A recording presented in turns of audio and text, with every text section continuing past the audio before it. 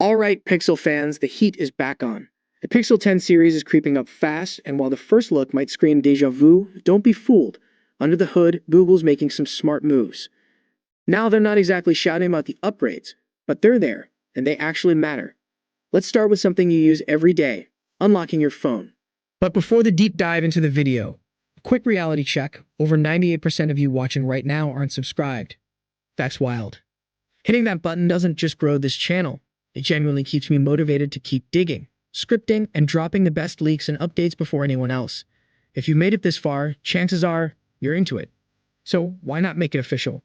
Thanks, and let's dive in. Word is Google's stepping things up with a faster ultrasonic fingerprint sensor. No, they're not ditching ultrasonic for the old school optical one. They're just making it quicker and smoother. And apparently, it even works better when your fingers are sweaty. So yeah, no more wipe and pray every time you leave the gym. Face Unlock is also sticking around. It's still not quite Apple's Fort Knox level Face ID, but hey, it's good enough to unlock your phone and keep your banking app from panicking, so that's a win. But here's where things get interesting, the design leaks. A case maker called Thinnerin somehow got their hands on dummy Pixel 10 units early, and because of that, we've now got a pretty good idea of what's changing, even if it doesn't scream new phone at first glance. So let's break it down. First, the camera bar. When someone tried sliding a Pixel 9 Pro into one of the new Pixel 10 Pro cases, there was this awkward little gap around the camera cutout. That's because the new camera bar is slightly bigger. Not by much, but just enough to make sure your old Pixel 9 case becomes an expensive piece of plastic for nostalgia. And then there's the antenna placement. Turns out the Pixel 10 case covers part of the 5G antenna on the 9 Pro. Not exactly a deal breaker, but it's a clear sign things have shifted underneath, likely some internal rearranging.